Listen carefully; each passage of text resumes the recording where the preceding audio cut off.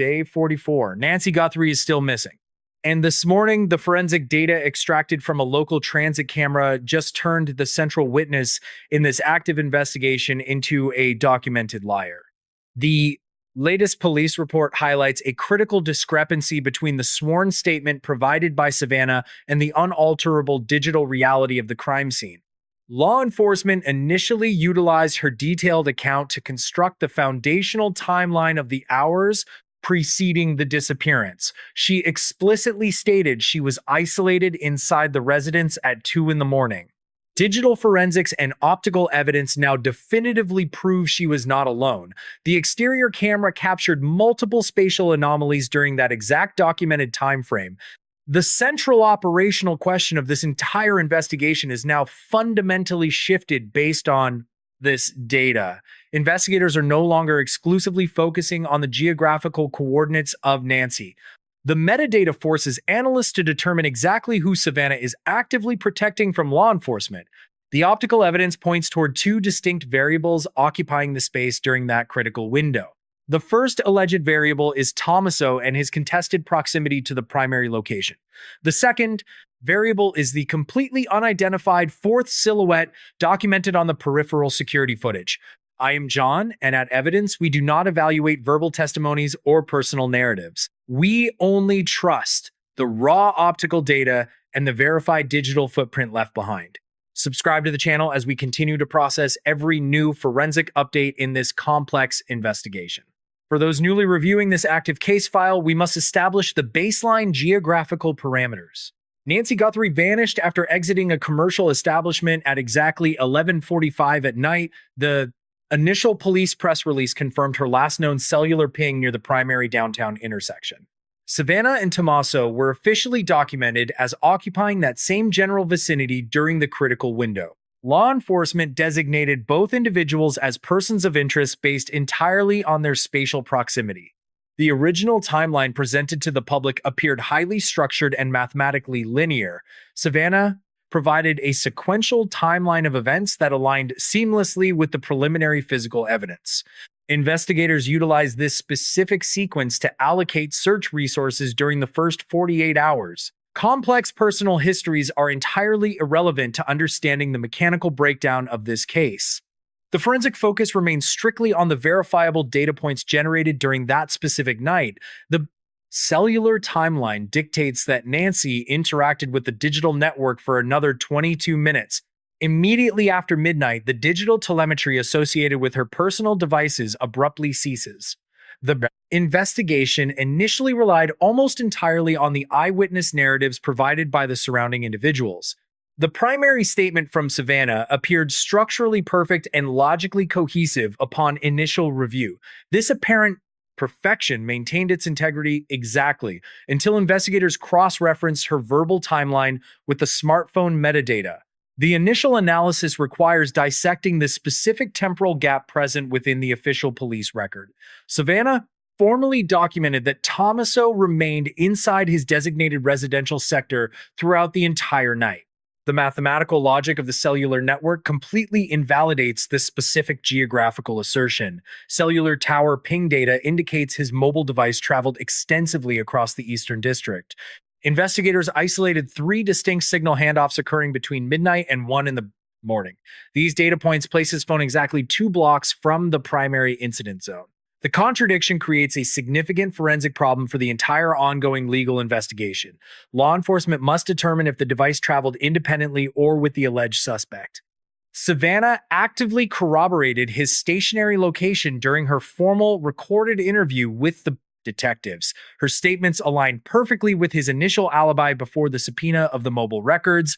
The optical data from a local traffic camera further complicates this specific narrative timeline. A vehicle matching the exact dimensions and registration type of his car passed through the intersection. The timestamp on the traffic surveillance aligns perfectly with the secondary cellular tower ping. The mathematical probability of this being a random visual coincidence approaches absolute zero. Analysts must question the fundamental motive behind her decision to provide a demonstrably false alibi. Providing false information to federal investigators carries severe and immediate legal consequences regarding perjury. The calculation to risk a felony charge suggests a much larger variable requires active concealment. The physical distance between the verified cellular ping and her stated location is precisely 4 miles. A person cannot exist in two distinct geographical coordinates simultaneously under any physical circumstances. The investigation must pivot to analyze the specific communication logs between the two individuals. The temporal correlation between her false statement and his physical movement demands rigorous scrutiny.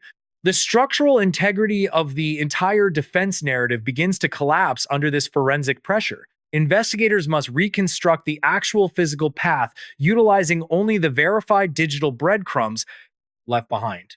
The reliance on human memory is officially suspended in favor of raw binary location data. The discrepancy regarding his physical location only represents the outer layer of the deception. The forensic audit of the mobile devices yielded a significantly more alarming piece of data. Court documents recently authorized a comprehensive extraction of the internal memory drive on her phone. The technical analysis revealed a systematic eradication of digital data occurring precisely at 3 in the morning. The timeline indicates this digital purge happened just hours after the initial physical disappearance. The user manually initiated a secure wipe protocol to eliminate specific encrypted messaging applications. The software utilized for this deletion is designed to permanently overwrite the existing memory sectors. The calculated nature of this digital destruction elevates the case from mere negligence to active interference. Investigators retrieved the system logs documenting the exact chronological sequence of the deleted files. A person does not initiate a military-grade data wipe during a routine evening at home. The timing of the deletion perfectly coincides with the exact window of maximum operational vulnerability. The missing data blocks represent the most critical forensic blind spot in the current investigation. If the narrative provided by the primary witness was accurate, the digital footprint would remain intact. This specific action transforms Savannah from a passive bystander into a central operational suspect. The comment section below is the appropriate venue to analyze this specific psychological behavior. The motivation to permanently erase communication logs at that specific hour requires intense logical examination. The data suggests a coordinated effort to sanitize the digital environment prior to police contact. The authorities currently possess the metadata indicating the exact volume of the deleted communications. They know exactly how many messages were exchanged without knowing the internal textual content. The sheer quantity of the erased data points indicates a highly active conversation during the critical hours. The concealment of his physical location now appears secondary to the destruction of this internal digital record. The revelation of the deleted applications creates the highest peak of forensic tension yet documented. The investigation must now attempt to recover the unrecoverable to understand the true sequence of events. The active destruction of data fundamentally shifts the legal parameters of the entire case file. This deliberate obstruction forces analysts to question every single data point previously established as fact. The secondary layer of this deception requires us to evaluate the presence of additional variables. The optical evidence from the exterior security camera provides the most disturbing physical variable in this entire investigation. Analysts must examine a specific sequence of degraded frames captured exactly at 2:14 in the morning. The digital rendering displays a fourth distinct silhouette moving with calculated precision across the peripheral visual field. The physical characteristics of this unidentified subject immediately contradict any theory of a random nighttime encounter. The individual wears a sophisticated facial covering designed specifically to defeat standard facial recognition software algorithms. Law enforcement specialists analyzed the gait and biomechanical movement of this specific unknown subject utilizing advanced spatial software. The stride length and weight distribution indicate a male possessing a height of approximately 6 feet and 2 inches. The tactical movement across the illuminated pavement suggests a high level of situational awareness regarding the camera placements. The subject intentionally utilizes the structural shadows to minimize direct exposure to the overhead optical sensors. The digital enhancement of the footage reveals the subject wearing specialized footwear, leaving no distinct tread pattern on the concrete. This level of physical preparation completely eliminates the possibility of an opportunistic or disorganized crime scenario. The visual data confirms the masked man arrived in a dark-colored sedan completely lacking reflective license plates. The vehicle maintained a stationary position with the engine running for precisely 7 minutes before the subject exited. The calculated timing of this arrival perfectly intersects with the time frame Savannah initiated the secure data wipe. The mathematical probability of these two distinct events occurring simultaneously without prior coordination is statistically insignificant. The physical presence of this highly prepared individual forces analysts to reevaluate the entire threat matrix of the case. The masked man does not demonstrate any erratic behavior typically associated with a standard home invasion or burglary. The subject bypasses 3 potential points of entry and proceeds directly toward the eastern access door of the structure. This specific navigation indicates prior knowledge of the architectural layout and the internal security vulnerabilities of the residence. The optical sensors document the subject carrying a specialized tool designed to bypass standard deadbolt locking mechanisms. The deliberate nature of this physical intrusion demands a complete reassessment of the primary motive driving this event. The masked individual represents a targeted operation executing a predefined objective within that specific geographical location. The physical evidence definitively proves that the secure environment was compromised by a sophisticated external variable. The investigation must now correlate the internal digital erasure with this external physical intrusion to establish a cohesive operational timeline. The presence of this calculated threat operating in the shadows elevates the baseline tension of the entire forensic analysis. The optical data provides the exact parameters of the physical threat without revealing the ultimate identity of the perpetrator. The sheer efficiency of the movement suggests a background in tactical operations or extensive prior physical surveillance of the property. The intersection of the existing theories presented by various criminal analysts immediately begin to fracture under the weight of these two conflicting variables. The primary analytical conflict centers on the exact relationship between the alleged suspect Tommaso and the unidentified masked man. If Tommaso orchestrated the entire operation remotely, his cellular telemetry should reflect a completely different pattern of movement. The physical evidence placing his mobile device only 2 blocks away directly contradicts the necessity of a secondary operative. A localized subject typically does not require a highly specialized external asset to execute an operation within walking distance. The forensic data simultaneously complicates the theory that the masked man operated completely independent of the primary witnesses. If the masked individual represents a random, specialized threat, the digital behavior of Savannah becomes completely illogical. A victim of a random nighttime intrusion does not typically initiate a secure military-grade data wipe of personal communications. The active destruction of her digital footprint heavily implies a direct connection to the events unfolding at the perimeter. The conflicting data points force investigators into a complex analytical valley where no single hypothesis satisfies all verified variables. The police cannot definitively establish the entry vector utilized by the unidentified subject to breach the internal perimeter. The exterior cameras confirm the subject approached the eastern access door but failed to document the actual physical entry.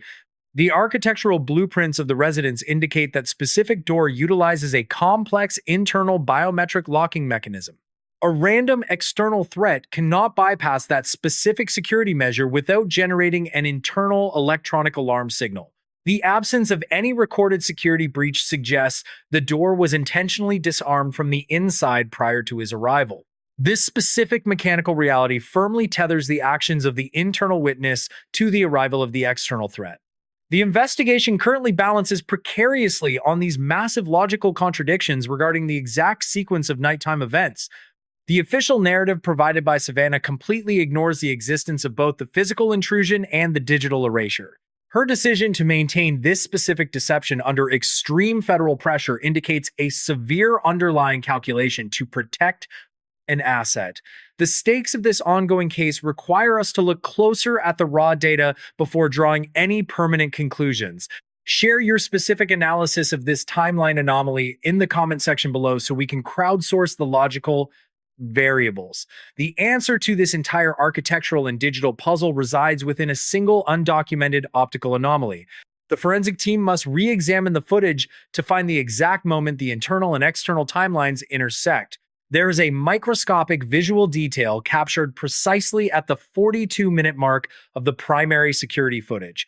This specific data point completely dismantles the current working theories and forces a terrifying realignment of the established facts.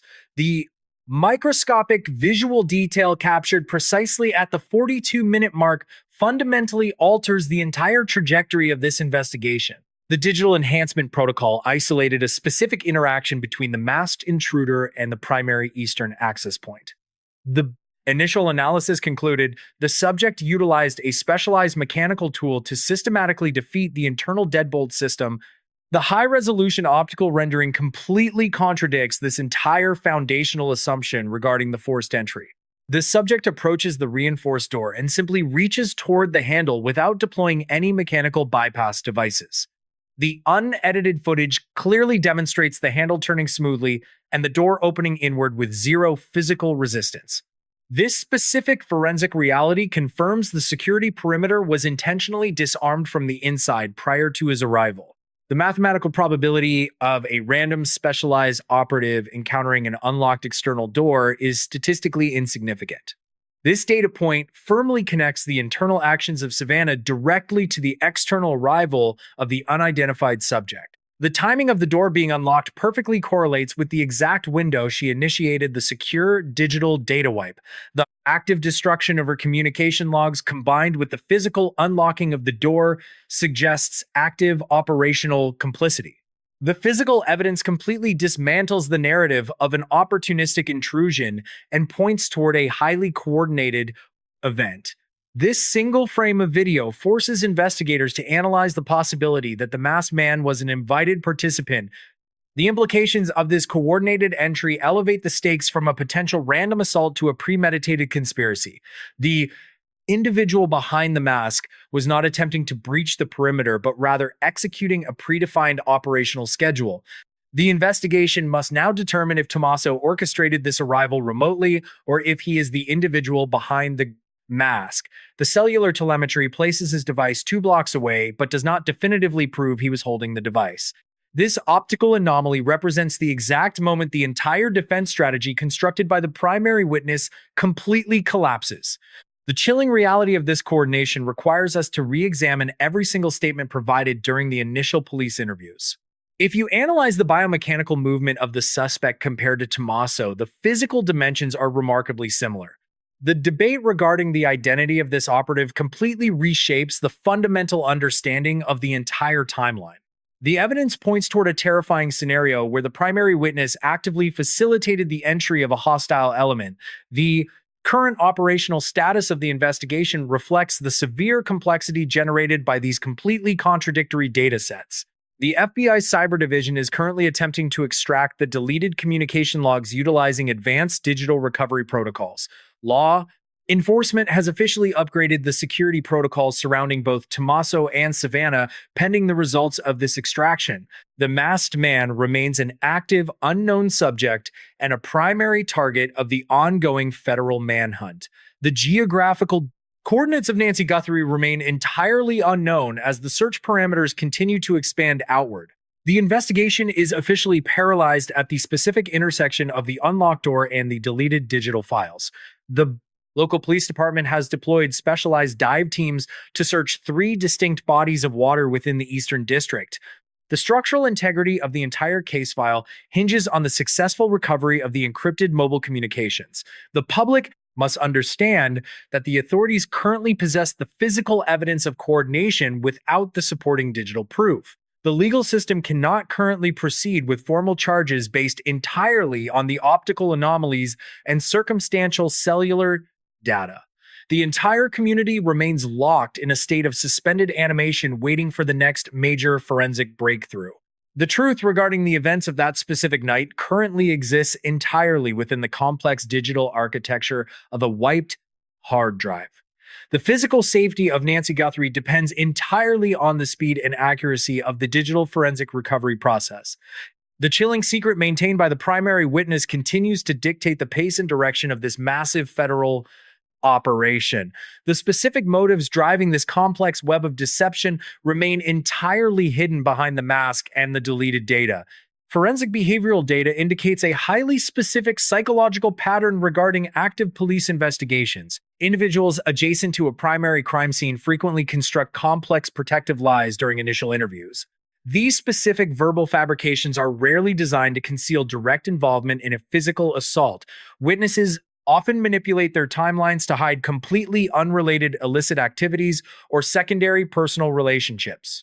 The destruction of digital data presents a significantly more dangerous escalation of this exact psychological behavior. The calculation required to systematically erase communications elevates the action from panic to premeditated obstruction. What this case teaches us about criminal investigation is the absolute permanence of digital footprints. Erasing a mobile application does not eliminate the server-side metadata possessed by the telecommunications providers. The deliberate act of deletion simply provides investigators with a precise map of the concealed information. The authorities utilize these specific behavioral anomalies to systematically break down the primary defense narratives.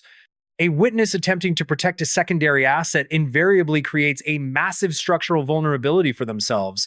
The mathematical certainty of modern forensic technology eventually outpaces the human capacity to maintain a lie. The digital recovery process currently underway will inevitably expose the foundational truth of that specific night. The psychological pressure of maintaining this specific deception is actively compounding on the primary witness. Law enforcement strategically waits for these complex behavioral structures to inevitably collapse under their own weight. The structural integrity of a lie degrades rapidly when confronted with verified cellular telemetry data. This specific educational framework directly applies to the current holding pattern of this ongoing federal case. We must return to the absolute center of this massive digital and physical forensic puzzle. The fundamental operational question remains entirely focused on the actual identity of the fourth visual anomaly. The coordinated individual behind the mask successfully infiltrated the perimeter and vanished without leaving a trace.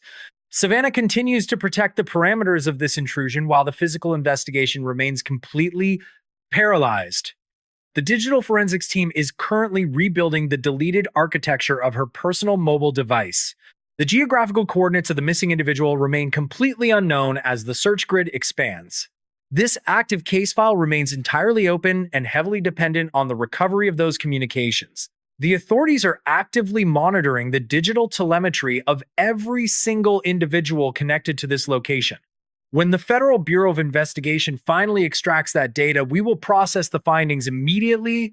Evidence will be the first channel to analyze the raw forensic updates regarding this exact situation. Subscribe to the channel to track the mathematical breakdown of this massive ongoing criminal deception. Optical data proves a person can easily wipe a hard drive at 3 in the morning. The terrifying forensic reality is that every single buried secret eventually leaves a permanent digital scar.